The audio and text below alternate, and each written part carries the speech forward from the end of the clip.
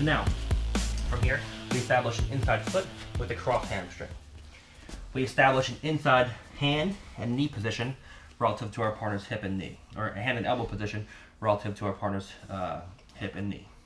Now, when she feels that she can't bring the knee inside, when she tries to bring her knee back through and come inside, and she feels like she can't, one of the most common options from here is for her to take her leg and bring it over into a position like so. The first thing I'm going to do, so my first early defense, is when I see her leg pommeling over, I'm going to straighten my arm and I'm going to turn my shoulder down so that she has a hard time bringing her foot inside my shoulder. So as she goes to pommel her leg through, even if she gets it over, I can turn my shoulder down and I can fight to bring my shoulder back inside of my partner's leg. And then from here, we can go into the same pattern we did. Now let's say my partner pommels all the way through and she hooks inside of my armpit. So now there's no ability to turn my shoulder down. From here, we're going to come in, we're going to stand up, and as we pull my partner's leg across, we're going to pommel our left foot inside just like before. So that now from here, we can reach up, we can grab over our partner's knee, and we can sit down to our right knee. The whole thing from here, once I get into this leg drag position, is to bring my head over my partner's far shoulder. So it's the same concept, just from the opposite side. If my head is out here somewhere, she can always use her hands to push away. She can invert her left knee, so now that her left knee points towards me, now there's no guard pass. So in order to keep her knees pointing away from me, I have to pin her shoulders to the floor. I do this through my head position. So if I want her knees to point in this direction, my head has to move to the far shoulder. Now when she goes to push me away, it's useless. And now we can bring hands inside, we can come with a cross face, underhook, and we can move into a nice top pin. Okay, so from here, we're in position. We feel like my partner starts to lace hands over like so, or legs over like so. Initially, if we can fight the shoulder back inside, we can easily come in, and now we can come in, and we can do our passing from here. But if we feel she hooks all the way into my armpit, now I'm not going to be able to turn the shoulder and get the shoulder back inside the foot. So instead, I start coming up, I pull this across. As I pull this across, I pommel my left leg inside. Now from here, when she goes to move her legs around, it's difficult because I can always switch from a V grip to a cup on the knee here. And now from here, I have to bring my hand to the floor, my right knee to the floor. If my head stays over the knee or shoulder, the pass will always fail. She can always push on my shoulder, invert the knee comes facing towards me, and now she's out. So as soon as I get to this position, my head comes over the far shoulder. So when she goes to recover from here, I can easily work into a top pin from a leg drag position.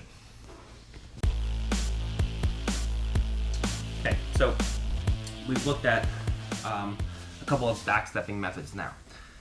Now, obviously, there's going to be positions that overlap. I'm just going to try to show some new things from each of these positions when we enter into them a second or third or fourth time. Okay, so now we're in a split squat. We manage to step a foot to the inside, cross hamstring, and we're in a split squat. This time our partner manages to shoot up into an underhook and come up onto her elbow. Now, from here, one of the great options I have is to backstep over my partner's legs. Okay, if I stay in this position, she can easily bump me forward with her leg. She can start to come into single legs, back exposure, all kinds of things. Okay, if I whiz her on my partner, you can delay this. Okay, but now you're in kind of like a dog fight where either one of you can win, and it ends up in a scramble most of the times. A much better option is just to post my hands on the floor and raise my hips. The whole thing your partner's trying to do is get her head underneath your chest so that she can bump you forward and start to come up either into back exposure, where now her hips are higher than yours and her head is higher than yours, okay? Or start to move into attacks on singles or doubles and go into scrambles with wrestling attacks from there. Okay? So my whole thing immediately is as she comes up, it's just to plant my two hands on the floor and backstep past my partner's legs. Now, as I backstep, I don't want to just be naive with my left foot and just open up my leg. So my partner can also open up her left knee, and then I can end up in a position where you end up getting your back taken. So from here, I want to take my foot and place my shoelaces behind my partner's leg. So now as she goes to open her leg, I can just slide my shin down my partner's thigh, and now we can lock a full figure four with our legs. Where we just take our right ankle and place it behind the crease of our knee. Okay.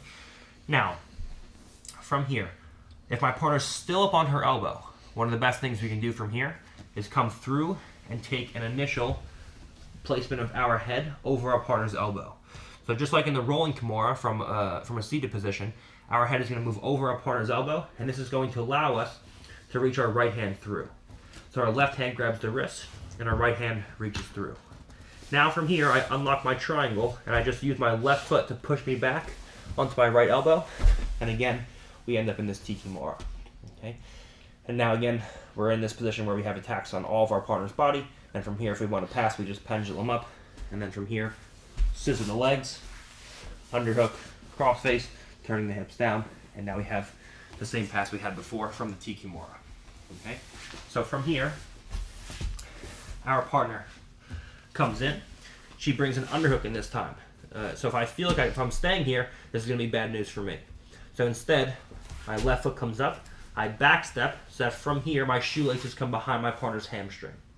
When she goes to open up her knee with me, I can just slide my shin down my partner's leg. We lock in figure four and like so, and now we're ready to go into attacks. Assuming my partner stays up on her shoulder, I reach through with my right hand, and I make sure that I can access her wrist. Obviously, my hands are very long and she's small, so I can reach her wrist no matter what. But if you have a partner with broad shoulders and your arms are short, it's going to be hard to access the wrist unless you bring your head over the elbow. If the head comes over the elbow, no matter what the size discrepancy is, I can always grab the wrist and then access my own wrist. Now I unlock my legs and I just push myself back to my right elbow. So from here I can fall down to my right hip, and now we end up in a Kimura, where we have all good attacking positions from here. If we're going to, again, come up into a pass, just a pendulum up to my right elbow, a scissoring of the legs, underhook comes in. As I turn my hips down, and we come in to a nice top pin and top side control. Okay. Now, another great option, if I feel like my partner's elbow isn't on the floor and she falls back down to her back, is from here, we come in, we post our two hands on the floor. As she comes up to her elbow and uses an underhook, we come in and we take a back step in like so. Now my partner knows that there's a Kimura available here. So she falls back down to her shoulder, and she stops me from getting an underhook here. So again, we have our passes where we can turn towards our partner, cover the head, and come in front of the guard. But another great option we have from here is we can grab our partner's far leg. So that from here, as we back step out, or as we bring our partner's knees towards us, our goal from this position is to connect our right knee to our partner's left hip. As we do this, we step over our partner's leg by pushing it down, and we end up in this position. Now the whole thing from here is a battle between her elbow and my knee. If her left knee can dominate the inside position against my right knee, or if her left elbow can dominate the inside position against my right knee, she'll always be able to knee elbow escape. So even if I have weight on my knee, if she brings her elbow inside of my knee and pushes my knee open, she can always bring her knee in, and now she's free. So the whole thing, when I step back, is to bring my knee to the pocket of my partner's hip, here, and sit down on my partner's legs. So that now when she goes to bring her left elbow inside, it's impossible from here. Now, we come in. If we can get an underhook, we use an underhook and a crossface. Okay. Well, if we can get an underhook and a crossface, we lean forward with locked hands. We always keep our right hip turned down, so at no point she can bring her left elbow inside. And now we use our left foot to palm one side as the butterfly hook to free our legs to either one, go into mount, or two, pommel across into side control. We make sure that when we go into mount, we don't just post and open up our knees, because now her left elbow can always come inside of my knee and she can go right back into a knee elbow escape. So it's very crucial that from here, when I free my foot, because I have the inside position with my right knee, look, when my foot comes out, we come in and I immediately slide my knee up to my partner's armpit, so that my toes and feet now contour to the shape of my partner's hip. So as she goes to knee elbow escape, not only is her elbow outside of my knee, but she can't physically bring her feet in towards my foot. Versus if they're down here, she can reach over with the ankle and trap my ankle. So as soon as we free our foot from this position, we always make sure that we slide our knee up to our partner's elbow. Here. So now when she goes to move around, she can't. When she goes to trap my ankle, she can't. When she goes to bring the elbow inside, she can't.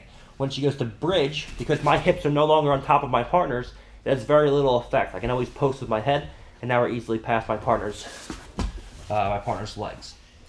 So once again, we come in, we get to a split squat on our partner by stepping our foot inside. She comes up to an underhook from the split squat, so we post two hands, and we back step over, we go to a full figure four.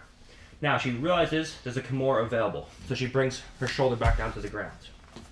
From here, we reach towards our partner's far leg with our free hand, and as we pull the leg back, we take a big step over the leg, and our right knee connects to our partner's hip. And from here, we put weight down on our partner's legs. So now when she goes to move around from here, her two knees are pinned, my knee is inside my partner's elbow, and we can go into easy passes from here. Now, assuming I can get an underhook, we go underhook, cross face, and from here, we start to bring a butterfly hook inside. Once we pass our leg to the outside, we always make sure, because our knee's in the inside position, that our knee comes up to our partner's armpit, and our toes and foot mold to the shape of our partner's hip. So that when she goes to bring her feet over and trap my ankle, it's physically impossible from here. When she goes to bridge and move me around, also very difficult. When she goes to bring the left elbow back inside, that's also very difficult. And now we have two exposed hands where I have inside position with my right knee, I have inside position with my left hand, and now we can immediately start working my partner's arms up and over her head and going right in for submissions from here. Okay.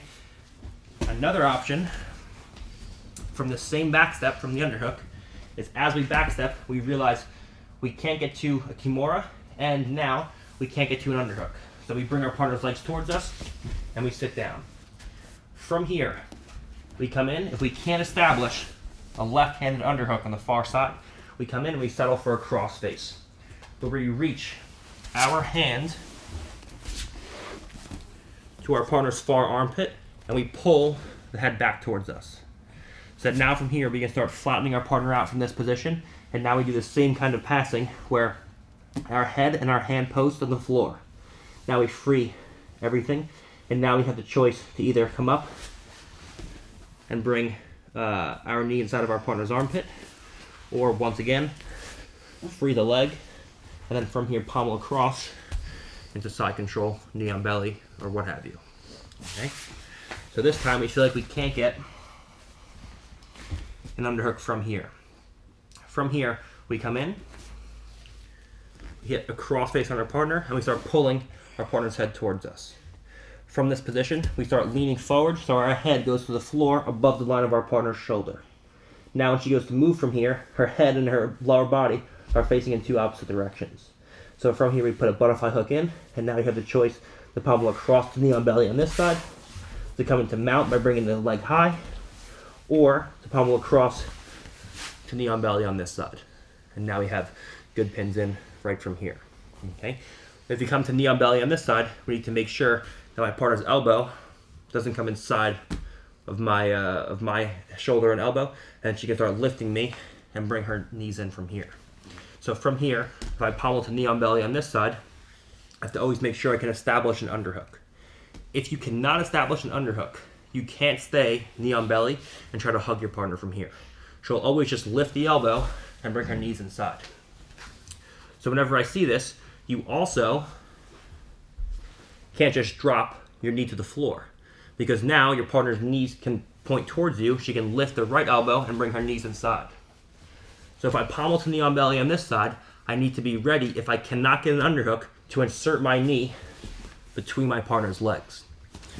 So what it looks like is you're trapped in half guard, but your foot and ankle are not actually trapped. Now when she goes to bring her knees in, because I control my partner's hips, she can't bring the knees back inside. And now from here, when I'm ready, I can cross face, I can switch my hips to this side, and I just extend my foot out, bring my partner's knees in the opposite direction. And now I replace my foot with my own knee. And now we have the top pin and side control. So if from here we hit our initial back step, we come into this position, we can't get an underhook, okay? So we come into a cross face instead. As we cross face our partner, we come in. You can do this even if you do get an underhook, okay? But especially off of the cross face, it's much more easy for her to regard after you get past the legs, okay? The goal is to get past the legs and pin the head in the arm. If we get an underhook, and we pass the knee on belly on this side, now her right elbow is in the outside position. So when she goes to bring her knees up to her chest and reconnect her knees to her elbows, she can't because she can't make any space between my chest and her chest. But if I can't get to an underhook, and we're here, okay, now if I pass the knee on belly to the in front of her guard, from here, if I just stay here, she can just use the inside position with the right hand to elevate me, and now she can throw her legs up, and now I have problems. So from here, if I pull her head towards me, and she goes to elevate, I need to bring my knee inside of her legs. So now I control the hips. Now when she goes to bring her knees up, she can't. And now from here, we can come in, and we sit to our right hip. We bring our left hand inside of our partner's hip. So now when she goes to bring the legs up, both hips are controlled.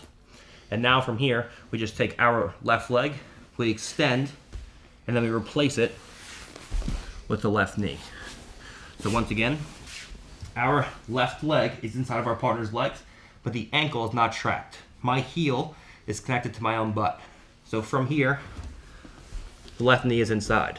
When she goes to lock into a half guard, she realizes there's nothing there. Now she still has the right elbow inside.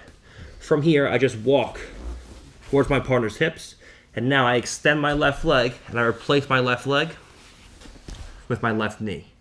And now when she goes to face me from here, she can't because the feet and knees point away from me. Now you just work to establish an underhook, and we're in to our top pins from there. Now, same thing, we are in a split squat, my partner comes up to an underhook, and from here we back step. Now we feel like she goes down to the shoulder, so from here we have to start going into other things.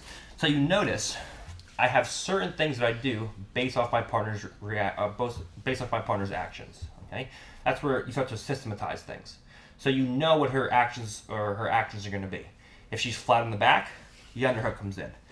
If she's on the elbow, the kimura comes into place. If I can't get the kimura or the underhook, then I start pulling the legs towards me and stepping over. Okay, so I have certain things that I do no matter what she does.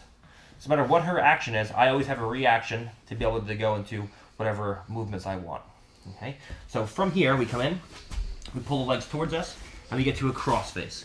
Now a good opponent, as I go to free my legs, okay, I take my leg free, she has elbows inside, and now from here, as I go to bring my leg inside, a good partner from here will start to clear the cross face. She'll start to bring hands inside, she'll start to lift the cross face up, and now from here she can start to give me problems. She can scoop inside the leg, she can start to off balance me in this direction, she can do all kinds of things. Okay? So if at any point during this transition, and again, my leg is inside of my partner's half guard, but she doesn't actually have my ankle trapped. Okay? So if at any point I feel like I'm losing this cross face, from here, we're gonna come through and we're gonna sit into a reverse underhook, where my elbow comes through and I switch my hips into this position.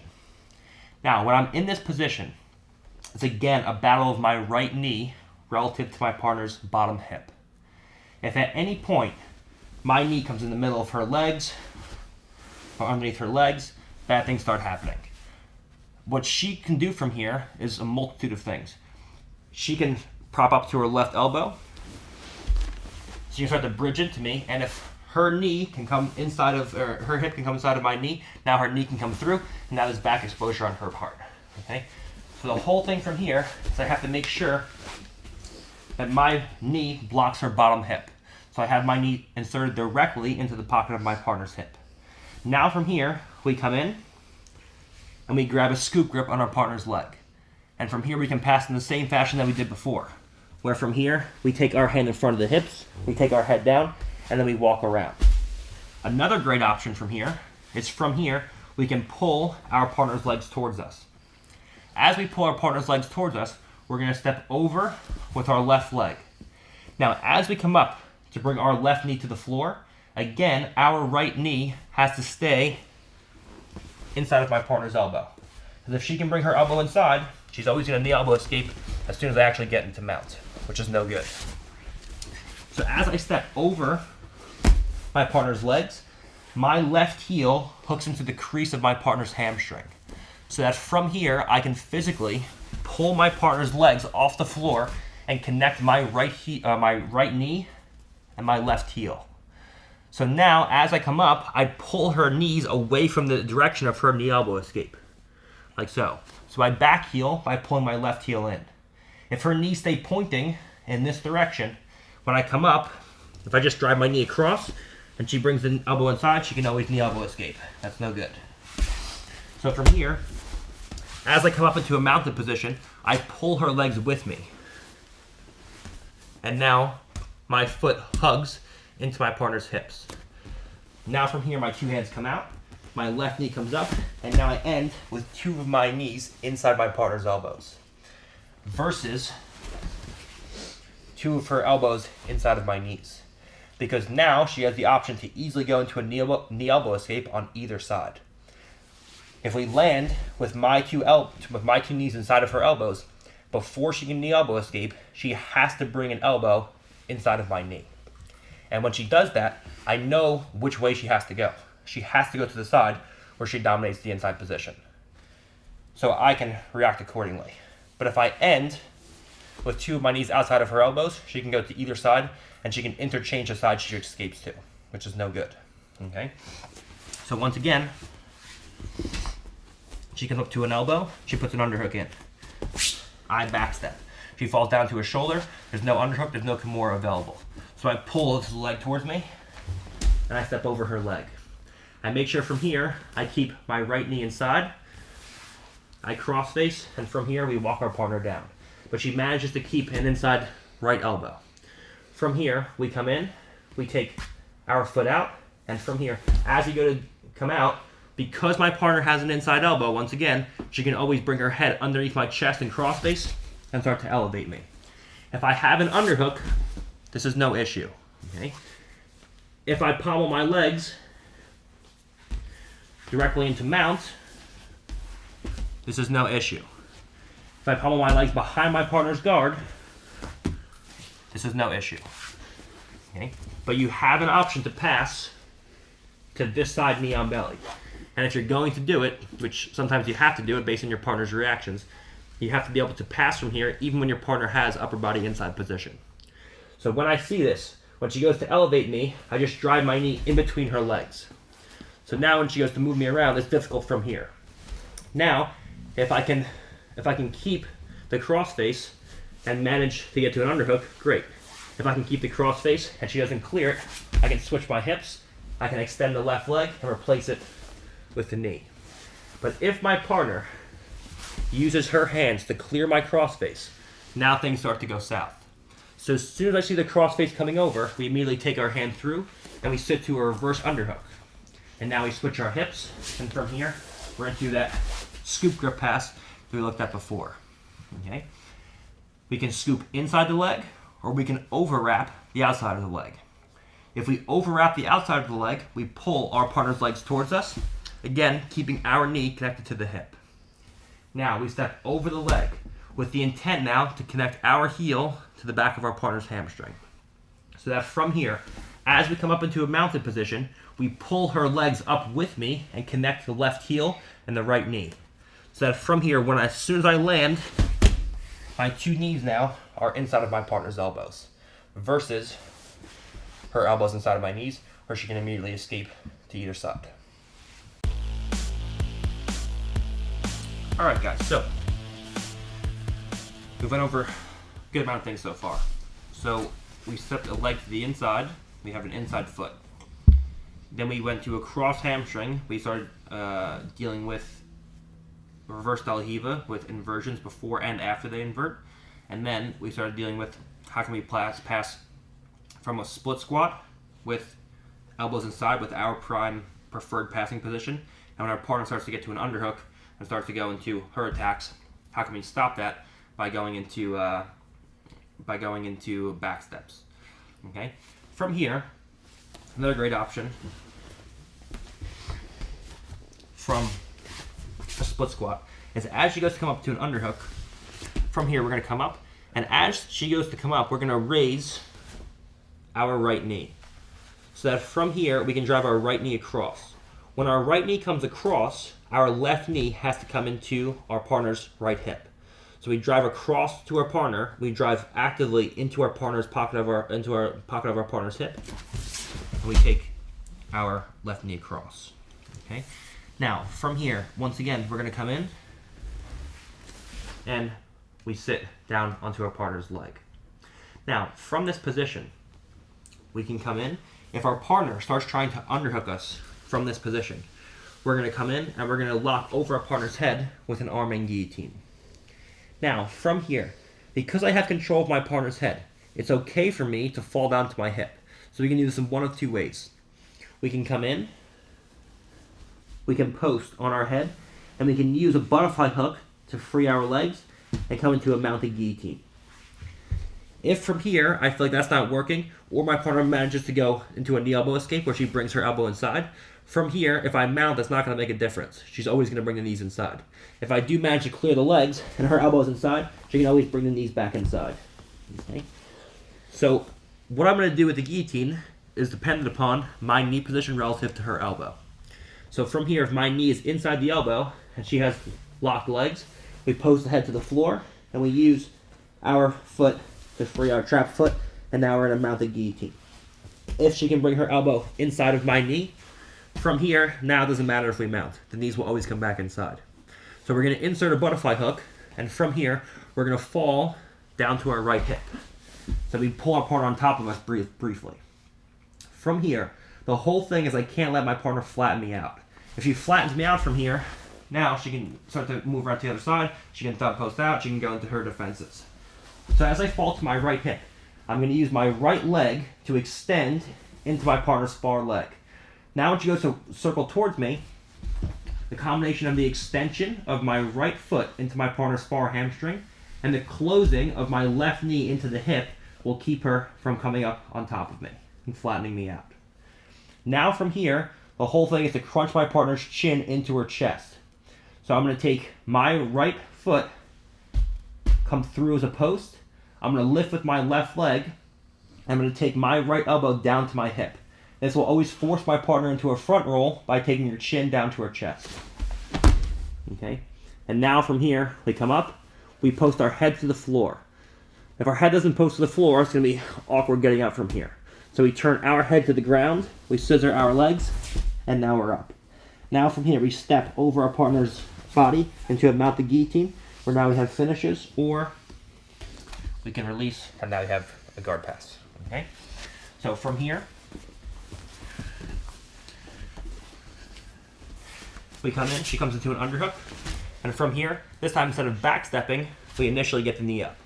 Sometimes from here, when I go to bring my knee up, my partner's hips are already rising. So as I go to bring the knee across, it's difficult to get caught on the hips. If I feel this, back steps are better. Okay? So you see how we kind of have a reaction again here. If from here, we have moves for our partner's actions. Okay? If from here, my partner has low hips, we can initially bring the knee to the outside of the hip. If I go to bring the knee to the outside of the hip and she raises her hip so I get caught, the back step is a better option. Okay? And now from here we go to the passes that we just did. If, on the other hand, we can beat the hips of the knee, we drive the knee across, and we end up in this position. Okay? Where initially, we slide across, so our knee connects to our partner's hip. Now if we feel her going to knee elbow escape, we immediately sit to this position.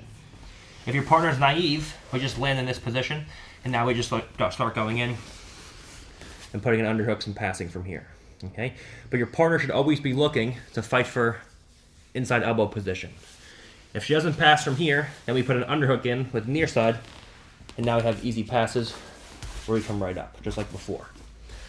But if we come into this squared position where I have evenly distributed weight on both of my knees, and she goes to knee elbow escape from here, I have to immediately back step into this position. Now, what a lot of people will start doing is start punching in underhooks from this position. Whenever I see this, we come in and we lock over our partner's head. If from here I dominate the inside knee position with my right knee, I post my head to the floor, and I use my butterfly hooks to free myself into knee on belly or into mount. If she dominates the inside elbow position, now when I go to pass my partner's guard, even if I get my foot free and I pass into mount, the knees will always come back inside, and now she can start to put me back in butterfly guard and free her head. So from here, if I see her elbow inside, we fall briefly down to the right hip. As we fall to the right hip, we use a closing of our knee into our partner's hip and an extension into the far hamstring to keep her from circling me flat to my back. So when she tries to run around to the side, she can't. Now from here, I bring my right elbow down to the floor. I take my right foot through to post. That will always knock my partner down. Now as I go to get up, from here I scissor my legs. My forehead plants on the floor. We come up into this tripod here. Where now from here we can come in, step over our partner's body, and either finish one with mounted guillotines, or two, just go into our passes from here. My partner's down in the bottom half guard. And we elect to go from a split squat into a regular half guard, where you put our knee in the floor, and now we're in.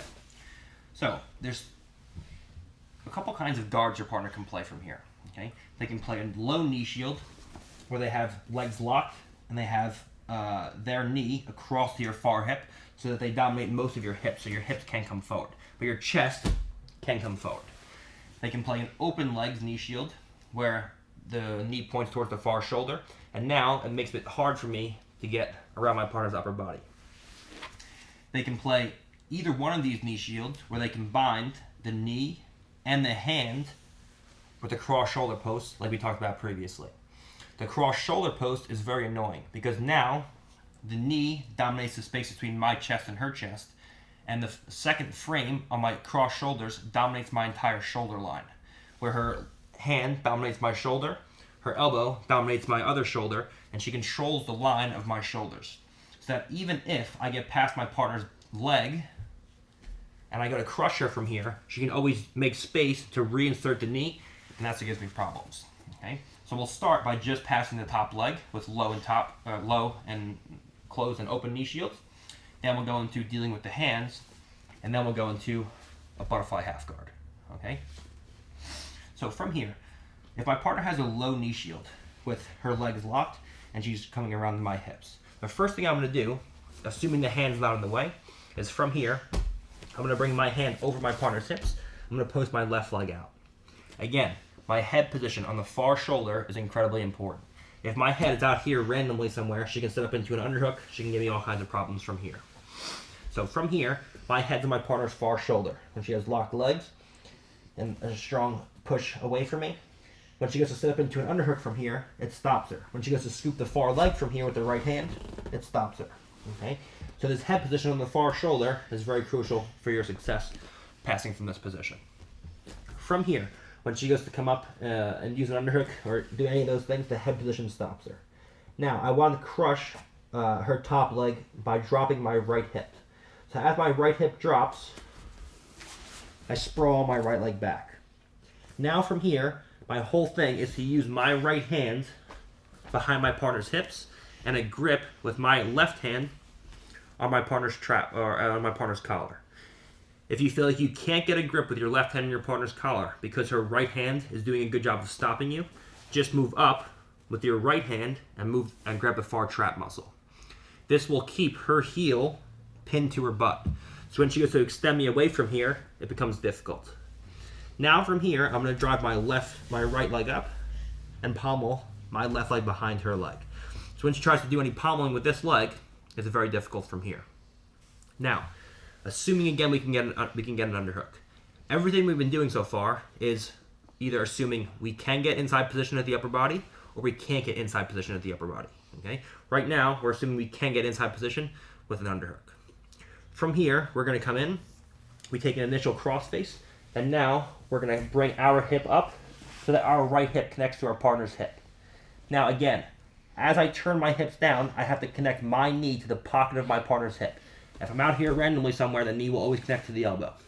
So we have to raise our knee up and blade it down into our partner's hip. Now her whole thing is to bring her right knee to her right elbow. So once again, I drop my right hip to connect to her hip, and I walk back towards her hips to point her knees in the opposite direction of my escape, in the opposite direction of her escape. So now again, we have pinned shoulders, we have knees and feet pointing in the opposite direction. Okay. In the previous one, when we were here, we had limb extension towards me, and that's where we went into guillotines. Okay.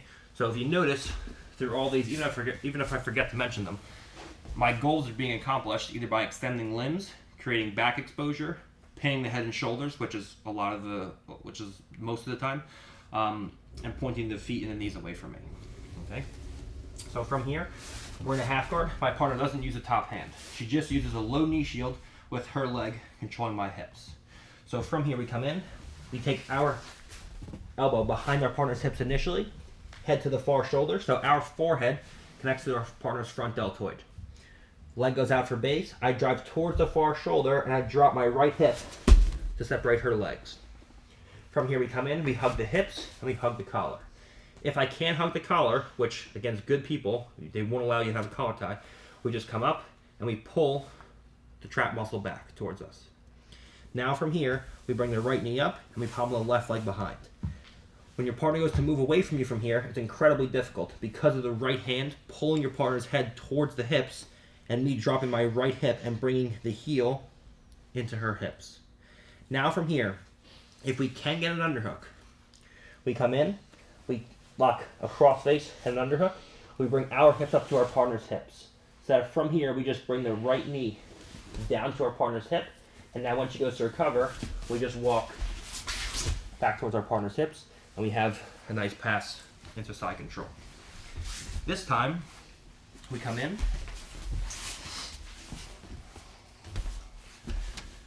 we drop the hips down, and we expose our partner's leg, but now we can't get an underhook. Okay? So another great option we have from here is from here, we come through, we take our left hand, and we go over our partner's head, like so. So now, when she goes to bring her head away from me, instead of the right hand controlling her trap muscle, the elbow controls the crown of the head.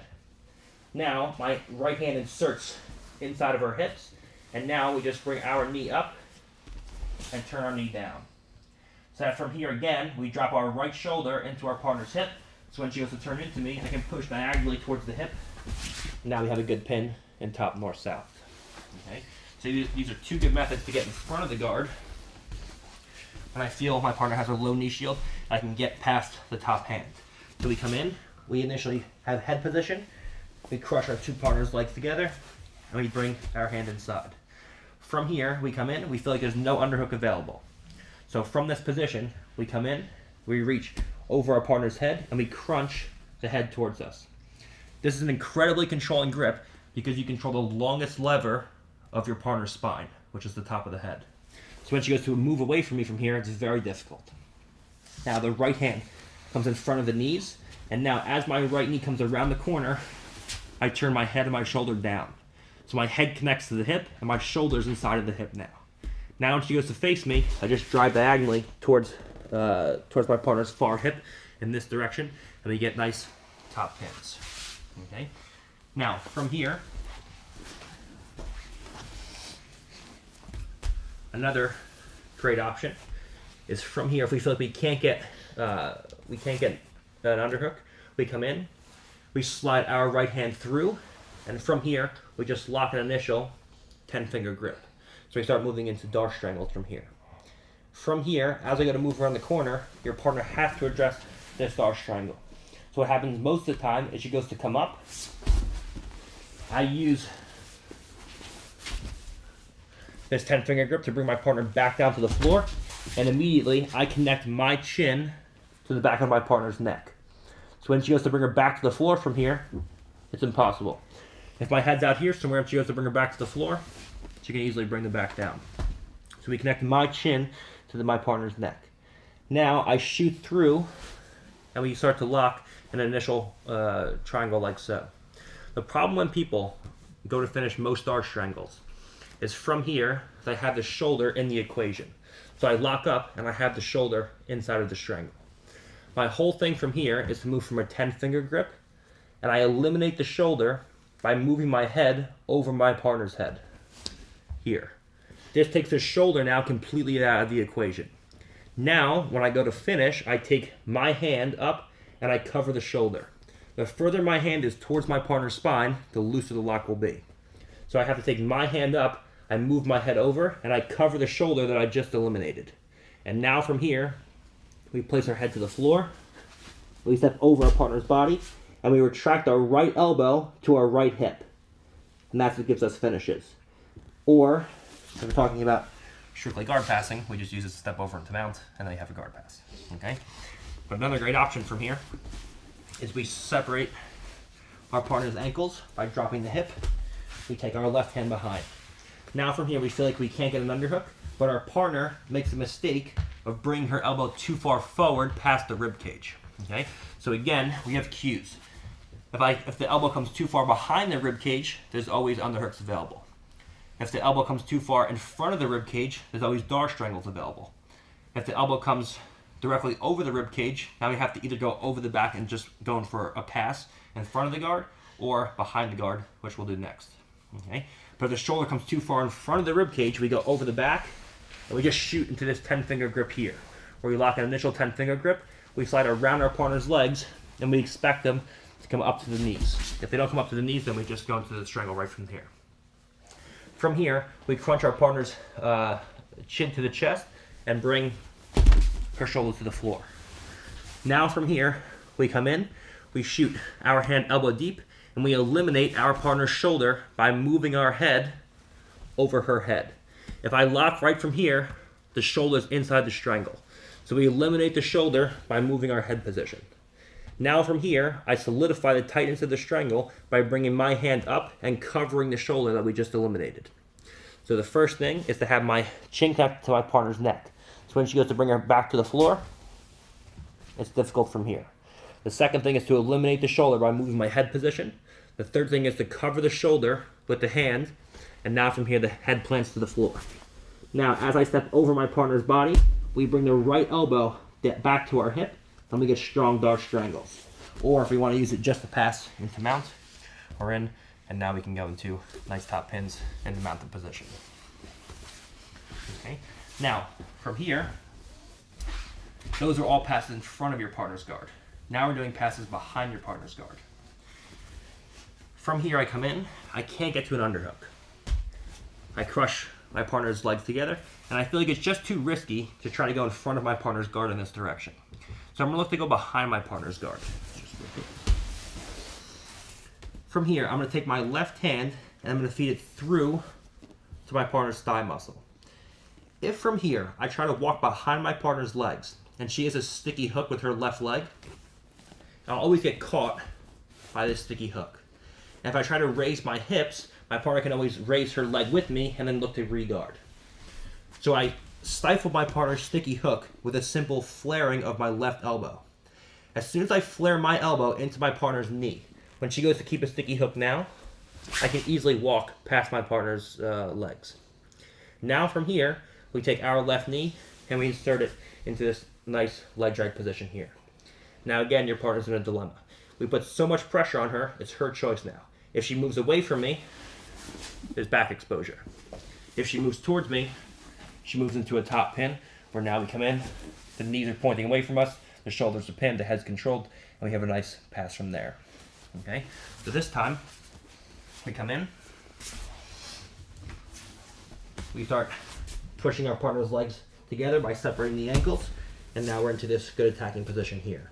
This time, the elbow is not behind the rib cage, so there's no underhook. The elbow is not in front of the rib cage, so there's no dar strangle. So from here, we have to start going either in front of our partner's guard by going over the head, or in this case, behind our partner's guard by lacing a leg. Now, as we go to walk behind my partner's legs, if she has a sticky hook and my elbow position is off, she'll always catch me with this sticky hook. So I take my elbow and I flare it into my partner's knee. So now as she goes to keep a sticky hook, she has no ability to follow me, and I can easily walk around and insert my knee. If she turns away from me, there's easy back exposure here. If she turns into me, there's a top pin, and now we have our side control passes from there.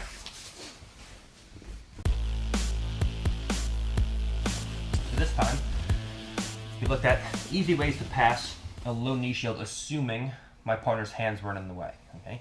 But as soon as this top hand starts framing on my shoulders and the upper body comes into the equation, everything becomes much harder from here. Okay?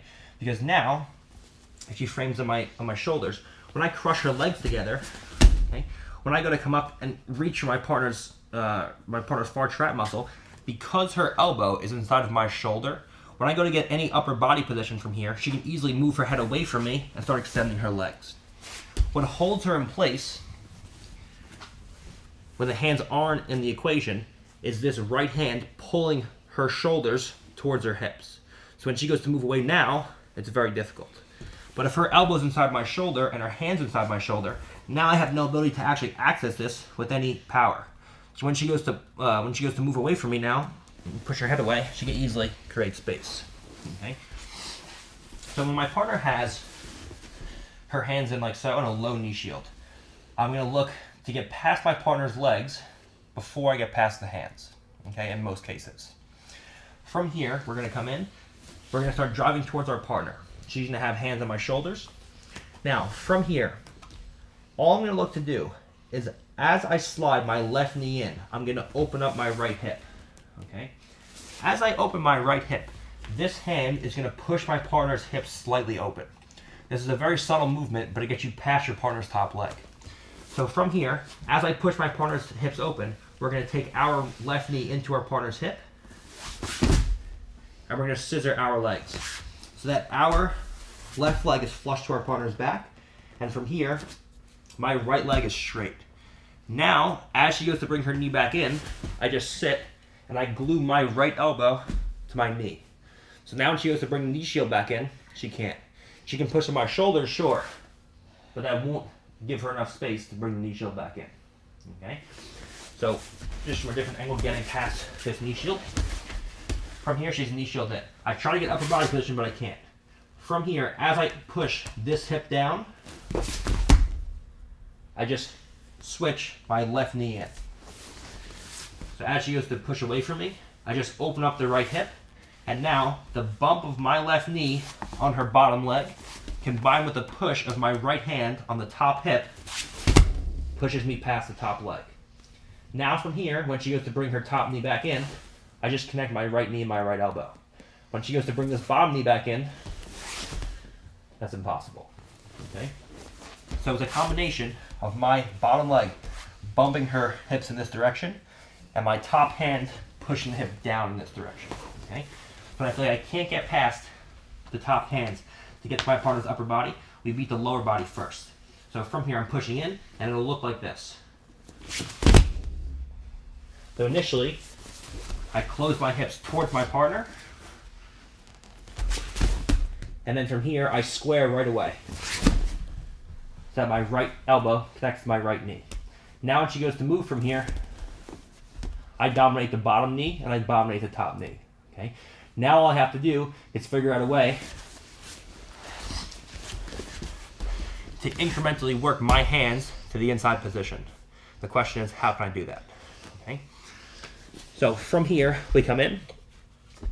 We're going to look to put an underhook in, assuming we can't get to an underhook. The first thing we're going to do is first, we're going to take an inside bicep tie on our partner. If I see my partner's hand is higher than the line of her elbow, we go inside bicep tie. If the hand is lower than the line of the elbow, we do something completely different. Okay? So first we'll deal with the inside bicep tie. From here, when her hand is above the line of her elbow, if you draw a line straight out from the elbow, if her hand is above that line, I'm going to go inside bicep tie. Just like we do in wrestling, where I take my hand and I pummel it inside my partner's elbow. Now from here, I have to use pummeling methods to bring my hand inside of my partner's cross face. Okay. From here, if I can come inside the crossface by pommeling out and around or inside and through, we come in and we're in like so. If I feel like I can't get past my partner's crossface, then we do something different. We'll do that in a second. Okay. From here, I see my partner's hand is above the line of the elbow, so we pommel through and we get to a crossface. Now from here, we lock a 10-finger grip. As I go to extend and open up my right elbow, I drive my head over my partner's far shoulder. So as she goes to keep her elbow closed, this will always open the elbow up. Okay. If my partner's naive and I crush the hips down, and she just lets me get an underhook, then you just pass from here, obviously. Okay, but I'm not teaching you how to do passes on blue belts. I'm teaching you how to do passes on world-class black belts. Okay. So we come in and we bring the hands inside. We open up the elbow. Now from here, I have the inside elbow position, but she has the inside hand position. So I have to find a way to bring my head inside of her hand. So because the elbow's open, when she goes to beat me with the inside hand position, I can easily pommel my head inside and connect my head to my partner's shoulder. Now I have the inside elbow and the inside head and the inside hand position. So when she goes to bring her underhook back in or bring her hand back inside, it's not going to happen. Now I bring my right elbow in, I retract it, and I shoot to an underhook. If my head rises, the hand can come back inside. That's no good. Okay. And now from here, we have a top, head, and arm. Okay. From here, we come in, and the whole thing now is to dominate the inside position at the lower body.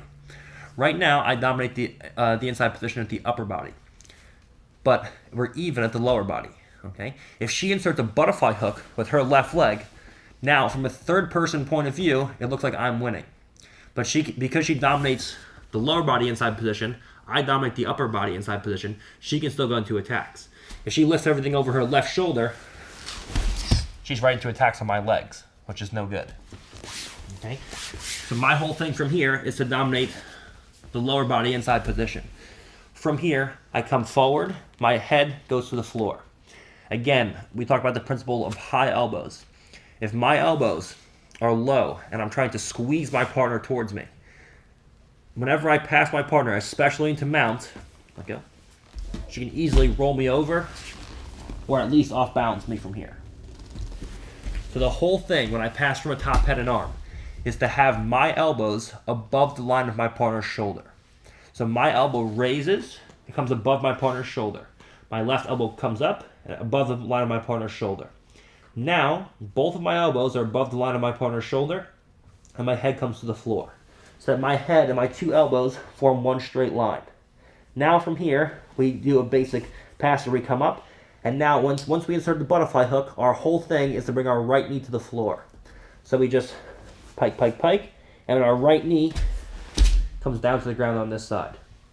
Now from here, when she goes to lock onto my ankle, we use the top leg.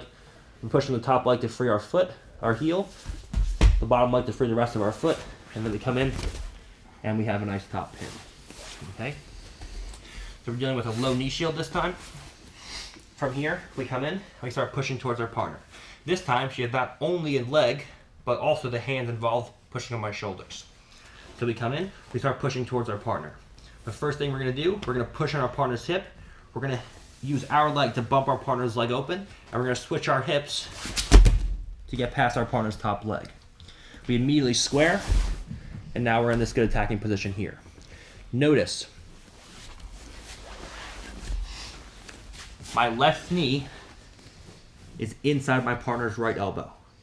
If her elbow is inside of my knee, she can easily turn towards me, use the knee to open the elbow, and bring her knee back inside. This is not what I want.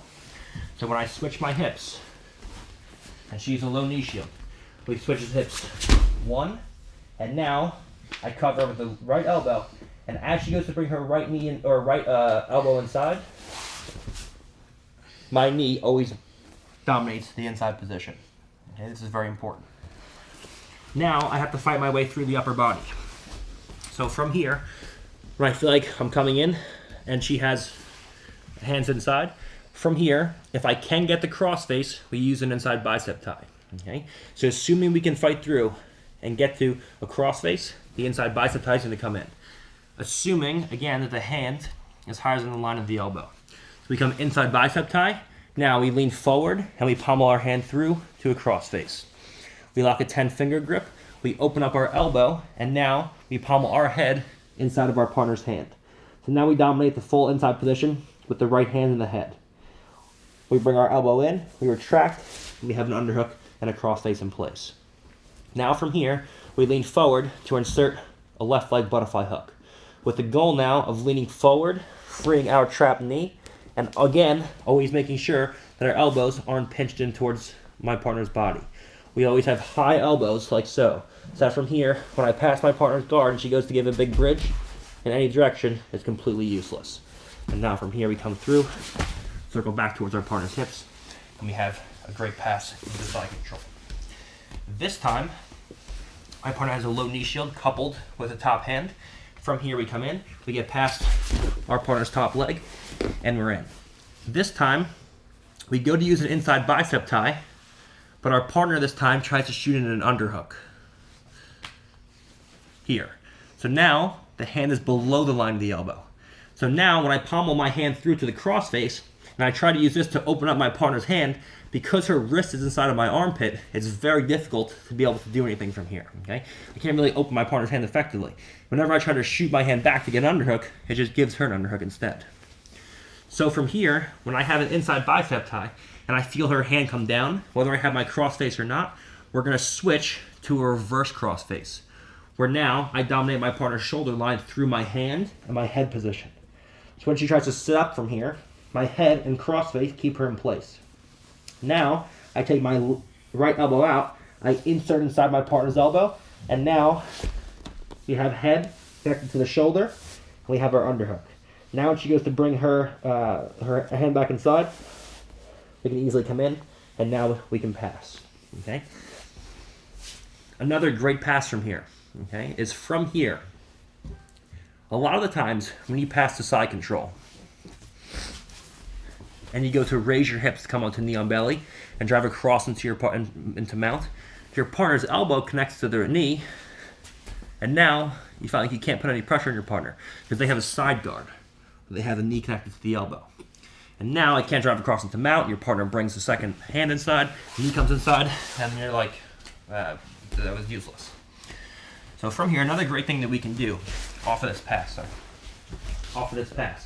is from here, when we have inside position, the upper body, I get the knee free. From here, we're going to come in, and instead of passing into side control and then attempting to go knee on belly, we're going to leave a butterfly hook in with our right leg. So that from here, we can pommel our left leg in as a butterfly hook as well. Now, we have 2 knees together and 2 feet together. Because of my elbow position, when my partner goes to move me around from here, it's very difficult. Now, I'm going to extend my 2 legs. So this will raise my hip just enough for my right leg to come across my partner's hip. Now from here, her whole thing is to bring her knees into her chest to try to recover. So I extend my body in a straight line and push her feet into a straight line. Now my knees come together. So when she goes to bring her knees up to her chest, it's very difficult. And now my 2 knees slide straight up, and again I contour my toes and feet to my partner's hip. So when she goes to bring her feet to either side, it's very difficult from here. Okay? So we come in. This time we get past our partner's knee, low knee shield, and hand. Where we come in, and we switch our hips. From here we punch an inside bicep tie in, and she shoots an underhook, so her wrist is inside my armpit. From here we come in, we go from a regular crossface, from the previous move, to a reverse crossface, where we pin my partner's shoulders through the reverse crossface and my head position. Now when she goes to come up into me, I take my right hand out and we pommel the hand in. From here, now we have an underhook and we have a crossface. From here, we insert our butterfly hook, we have high elbows, and we take our leg through. Now instead of using our foot to free our other foot when she goes to lock into my ankles, I just insert a second butterfly hook right in here. Now from here, my hips rise by extending my 2 legs, so my head moves forward and I post on the floor. My knee goes outside my partner's hip, and as she goes to bring her knees into her chest, I extend my body in this position. So that now from here I can bring my two knees up, and now we pass into a nice top mounted position. And we have two elbows already isolated over our partner's shoulders, which brings us right into submissions from here. Okay. So this time we're passing a low knee shield again with my partner's hand with the cross shoulder post. So again, we use the same method of getting past our partner's top leg, where from here we push the hip down, we switch our hips, and we're in. Now, from here, we looked at using an inside bicep tie and a reverse crossface to get to an underhook and a crossface from here. This time, let's say we try to punch an inside bicep tie, or we try to go to a reverse crossface. But my partner is so good with using her right hand to stop me from pummeling through, I can't get to either one. Okay? From here, I can't go over the head. It's difficult to go over the head, and it's difficult to go in front of the shoulders.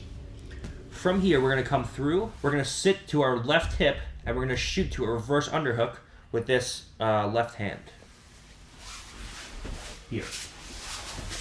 Okay?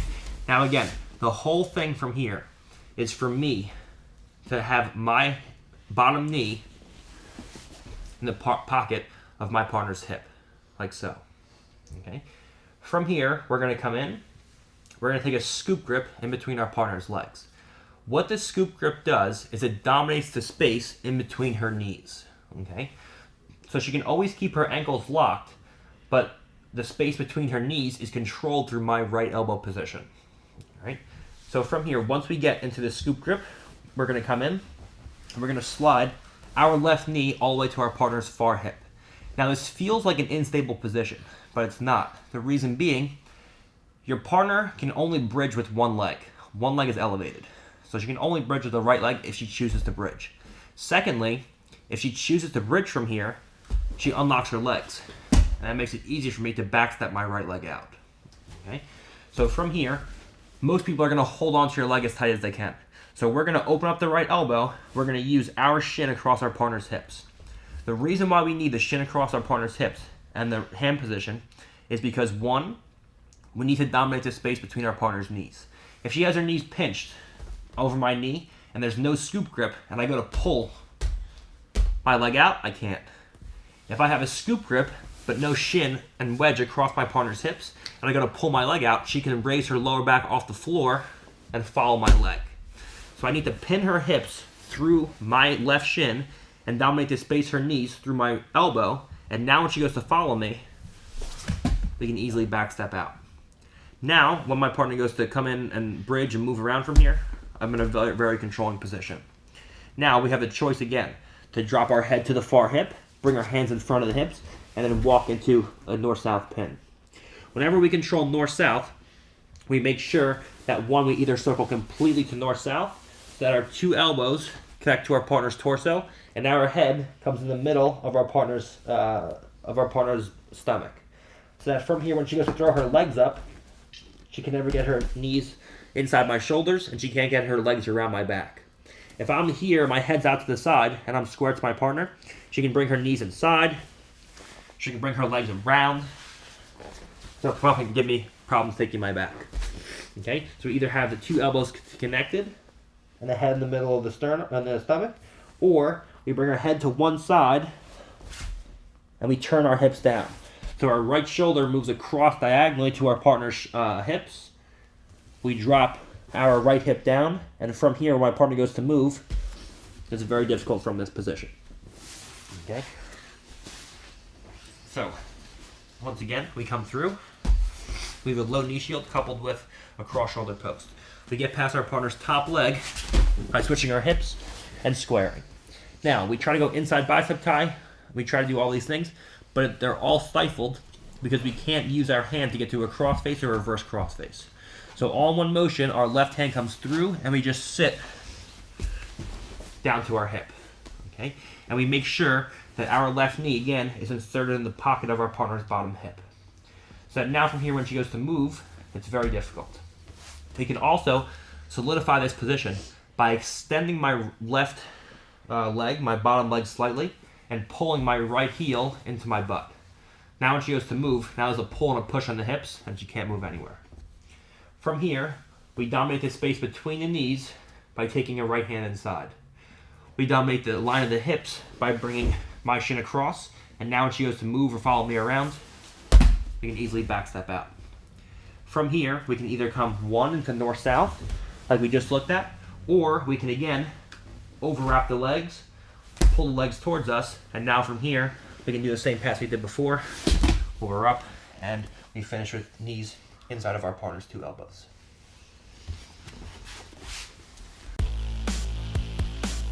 Okay, so again, you see how everything's starting to tie together here. Now the positions are starting to overlap, okay? And when the positions start to overlap, it means you can enter into these positions, these prime passing positions, from any amount of situations, okay? Now we're gonna look at dealing with a partner with a high knee shield. First with the high knee shield, and then coupled with a cross shoulder post, okay? A high knee shield is different in the fact that it stops my upper body from coming towards my partner, where a low knee shield stops my hips from coming to my partner. So they're similar, but they're different, okay? The biggest problem for me, like blue and purple belt, was getting past knee shields, getting past the top leg. I would try to push into my partner, I would try to pull legs through, and I would do all kinds of things, okay? There's simple and easy ways to get past just the knee, okay? If my partner is pushing into me, like so, the first thing we're gonna look to do, assuming my partner's not posting with the hands, is from here, if we can get a hand inside of our partner's, hip and an elbow inside of our partner's knee, we're gonna come in, and we do this by, again, grabbing our partner's bottom knee and just lifting and moving our shoulder inside so that we can come into this good passing position here. Now from here, if we're able to bring our elbow to the floor, we can do all the passes that we just looked at, okay, right from this position, right? So it's the same thing as passing the low knee shield, but we're just going to pass the high knee shield this time by bringing a hip or a hand and an elbow inside of my partner's knee, okay? And then from here, we can just glue the knee to the hip and slide in, all right? So if we can do that, then we can just do all the previous passes that we just looked at, all right?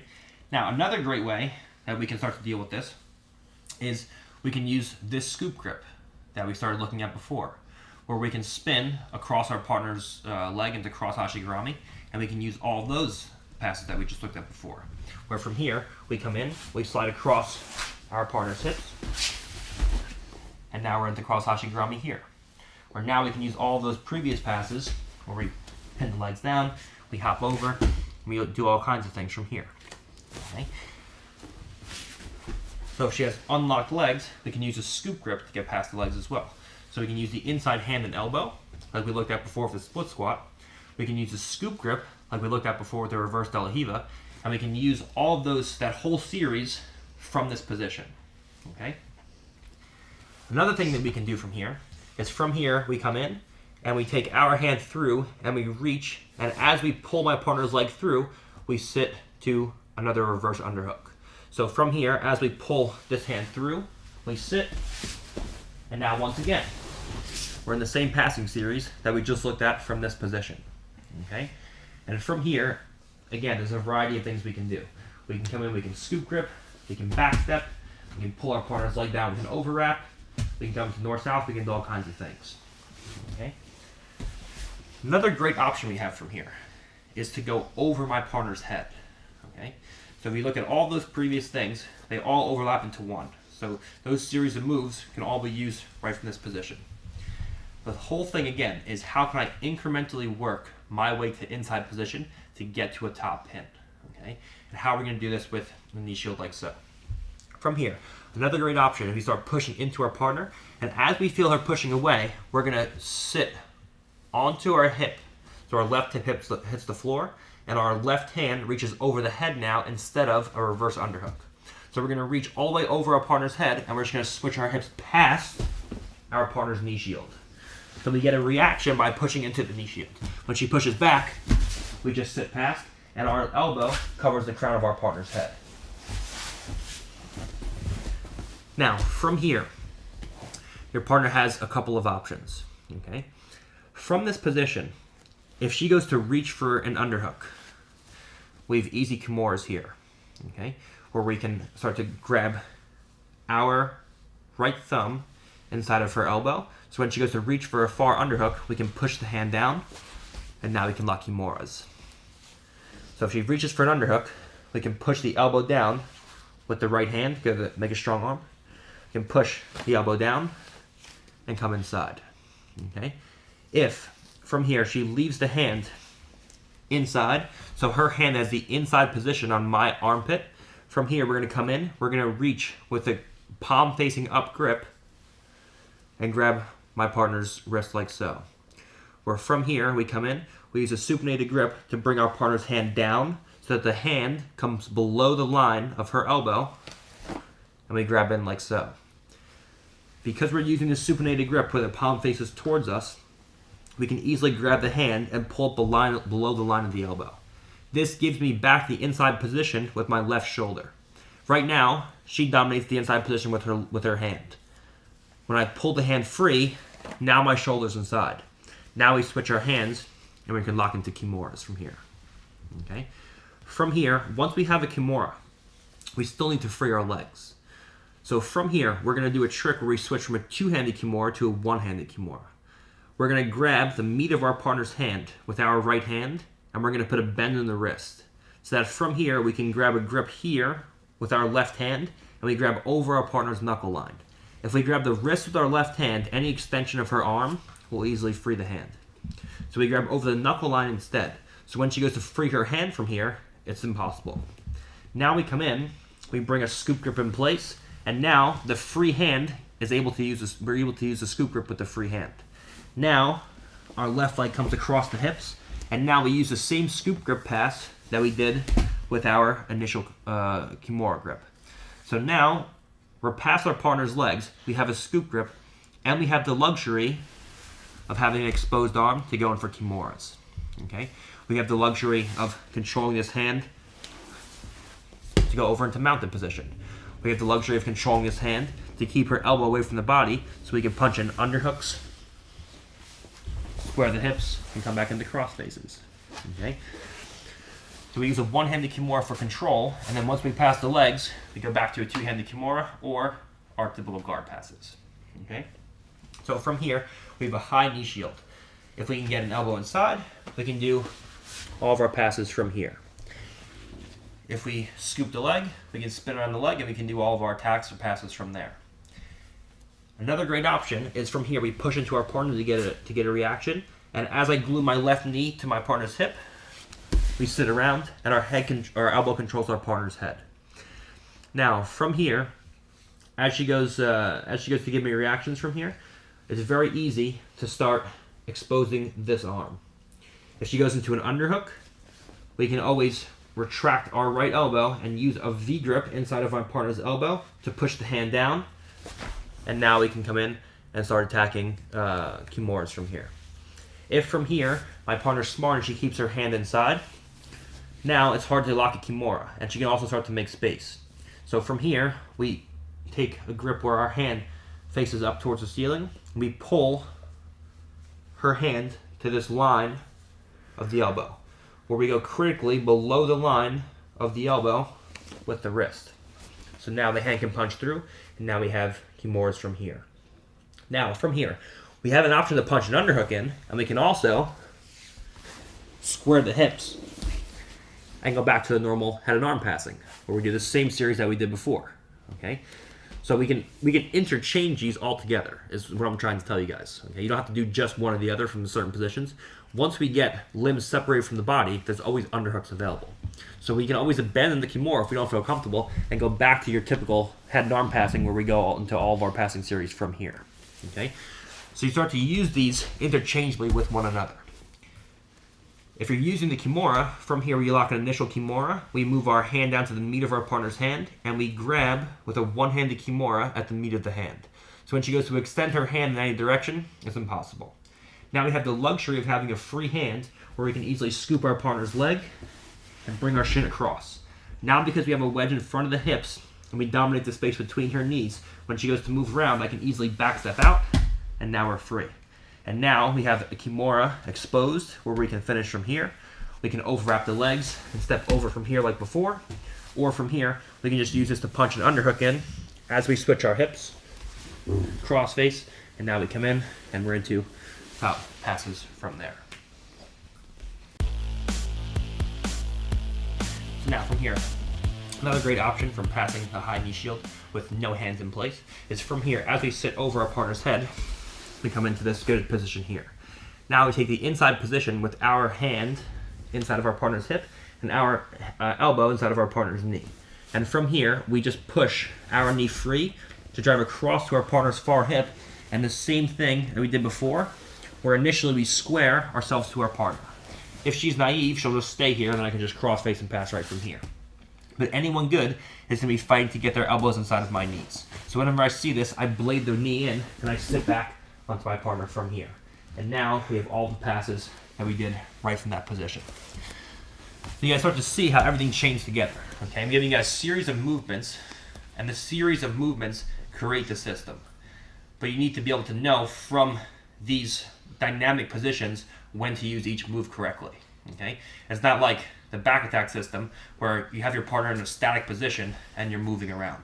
Okay, this is a very dynamic position where your partner can give you a lot of reactions, and your goal as a student is to be able to combine all of the moves together and use them at the appropriate times. Okay, that's going to be the biggest thing for you. That's why I'm going to give you guys the rolling footage where I overlap it on why I did this versus why I did that. Okay, I'm going to do a voiceover where I explain to you guys why I'm doing certain movements.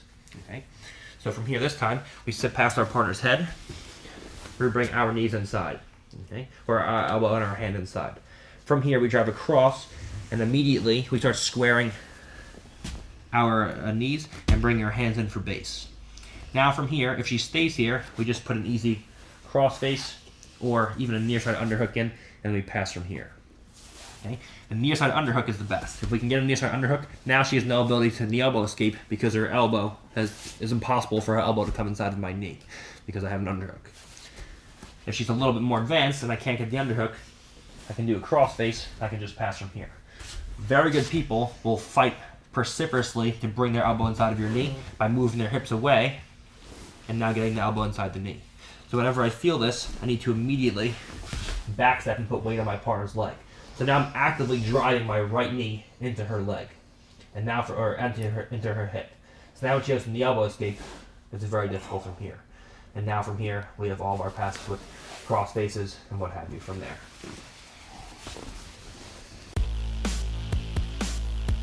So now, we've looked at dealing with a low knee shield coupled with a cross shoulder post.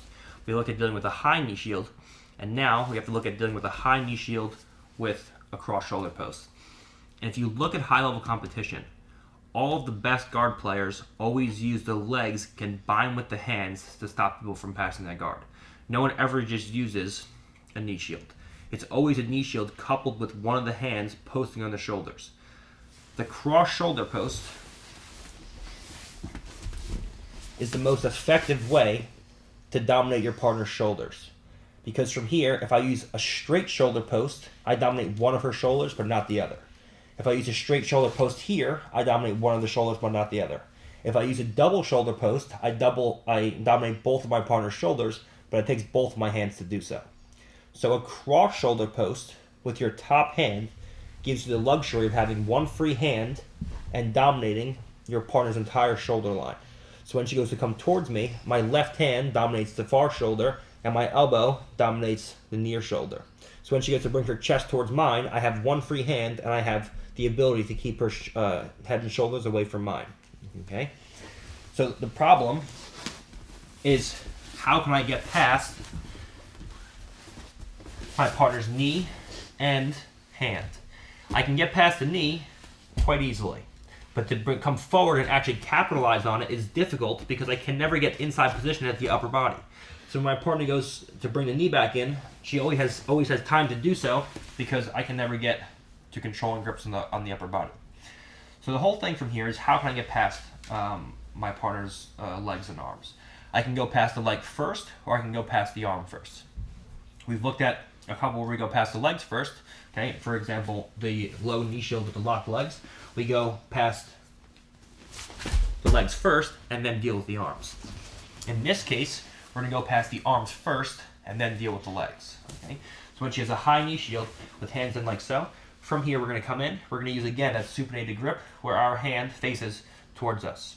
From here, we're going to pull the hand across the body so that from here we can reach through and we can connect our shoulder to our partner's armpit. Now the whole thing is for me to just lock an initial 10-finger grip. Unless you have extremely long arms, it's going to be difficult for you to lock a figure 4 right away. So from here, we just lock a 10-finger grip, and we control our partner's head. When she goes to move away from me from here, because I have, again, the longest end of the lever of her spine controlled, it's very difficult for her to move away. Now from here, when she goes to keep me controlled with the legs, it's very easy now for me to just switch my hips, just like we did in the beginning, and crush my partner's legs together. Now from here, we just insert our leg, and we drive our leg through. And now once again, we're into the same series, where my partner turns into me. We bring the chin to the chest with this 10-finger grip. We cover my partner's neck with my shoulder.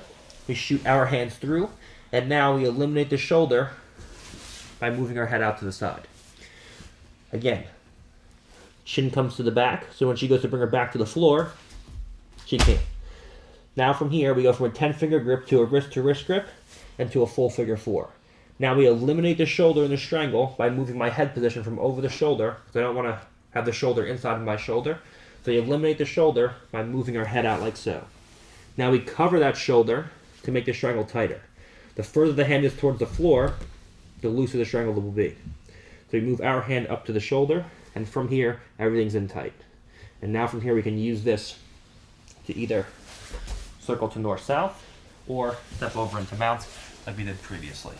Okay, so we come in, and our whole thing is to get past the hand first to lock a 10-finger grip to control our partner's head. So we come in, she starts posting. Now, just like we talked about before, I want extension of limbs. Okay, with just the leg in like so. If she keeps her hands in like in close to her body, there's no Dar strangles, there's no underhooks, there's nothing. Okay. But it's easy for me to get past the top leg. In order for her to stop me from getting past the top leg, she has to extend her limbs into me and bring her elbows away from her torso. Now, because I threatened the guard pass so heavily at the legs and her limbs extended, now there's chances for submissions. Okay, so we put so much pressure on our partner through the previous passes with sitting through and crushing the knees down, bringing the knees out, and what have you, that she has to start extending her arms to keep me away, which is a smart thing for her to do, but it's also things that I can do from here. Okay, so from here she extends. From here we come in, we grab a hold of my partner's hand, we bring her hand past the shoulder, so we shrug her hand past by bringing our right shoulder to our partner's armpit. Now we reach over the head and we lock an initial 10-finger grip. Now when she goes to keep her legs locked, she can't have a high knee shield anymore. I can always crush the leg down. The problem initially is crushing the leg down and getting past the arm. I'm dealing with getting past the arm by pulling it across my partner's body. I'm dealing with the leg by turning my shoulders down. So now my partner's forced to lock a low knee shield. Okay? Where from here, I pull everything across, I lock up, and now my partner has to lock a low knee shield with their legs locked. Okay? As she locks in low knee shield, we do the same initial break of the ankles by sprawling our hips backwards. Now we pummel our foot behind, so my partner can't pummel with the legs, and from here, we drive our knee through, and we're in. Now from here, if our partner stays in this position, we can just connect our knee to our partner's hip, switch to a cross face, and from here, we're into a top pin. Okay? But more than likely, she's going to come up, and then we go through that whole series that we just went through. Okay? So from here, we're in. She's a high knee shield coupled with a cross shoulder post. From here, I get past my partner's top arm by pulling it across and shooting my shoulder to my partner's armpit. Now we come in, we reach around the head, and we get an initial 10-finger grip. From here, as she goes to lock a low knee shield now, because it's the only thing she can do, I have to crush her two legs together and bring our foot behind like so. Now we bring our knee through, and my partner makes a choice. Either she comes up and we sit her back down and we go in for strangles, or she can stay right here and we can just replace a 10-finger grip with a tight waist, circle back towards the hips, and now we have a nice top pin from there. Okay, now let's say we come in and we don't have any interest in actually attacking Dar strangles. We feel like, for whatever reason, our partner is always escaping or creating scrambles. Whatever the case is, you don't want to go into a Dar strangle. From here, as we go to hit this Dar strangle, we come in, and instead of using a low knee shield, my partner just extends her legs straight past our hips. Now from here, instead of following the Dars, because our legs are locked around my partner's, we can choose to stay with the Dars if we want to. Okay, if we want to cover the head and then go into a full Dars, we can. But another great option from here is replacing the 10-finger grip by bringing my hand over and connecting my two hands. Now from here, as this hand turns into a crossface, we just move our right knee out in this direction, and we bring our left knee to our partner's hip. And now from here, we're in that same passing position we were in before. Your partner will always be able to bring the elbow back across the center line and recover. And now we're into that same game. We're looking to do inside bicep ties. We're looking to use reverse cross faces, or we're looking to sit over our partner's head into any of these attacking positions. Whether it's with a reverse underhook, whether it's over the arm, and we can use scoop grips, we can use hands inside, and we can go into passes from here. So let's say this time we come in, we use an initial Dar strangle to get past our partner's top arm. We lock our hands, and our partner chooses, for whatever reason, to shoot their legs straight through and past the hip. From here, we take our 10-finger grip, we switch to a crossface, and all in one motion, we just take our right knee out in this direction. Our left knee connects to our partner's hip, and we square our partner's hips to the floor. Okay? Your partner's whole thing from a half guard is stopping me from getting past the top knee, stopping me from getting past the top arm, which if I do that, I get chest to chest, so stopping me from getting chest to chest, and stopping me from dominating her bottom knee. Okay? When all these things that I'm doing, when I switch my hips from a low knee shield, when I switch my hips from the Dar strangle, I'm always pulling her knee away from her elbow. If she can keep her right knee connected to her right elbow, I can never dominate that space. So the whole thing from here is I'm pulling her knee back to her center line. Here. Now when she goes to bring her knee to her elbow, she can't. And that's where all of my passes easily become available. Okay?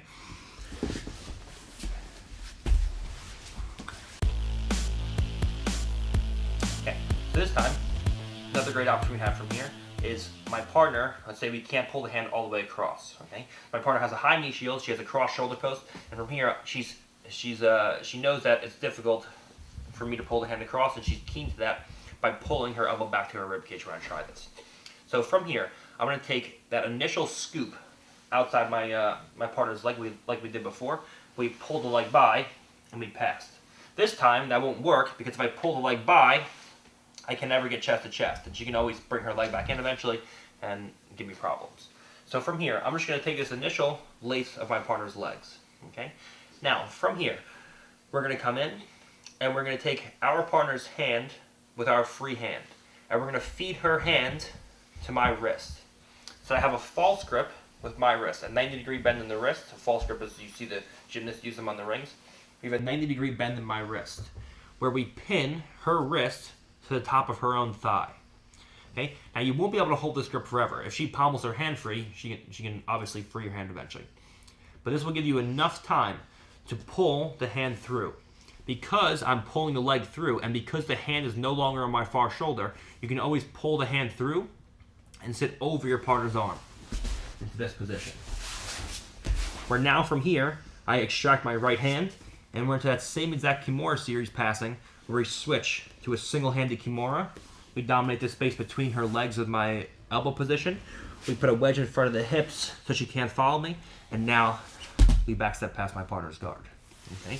So from this position, when we feel like we're coming in, we feel like we don't want to go for darces and we're having trouble with that, we come in, we use our free hand to just subtly feed our right hand in, and our free hand feeds our partner's wrist to our hand.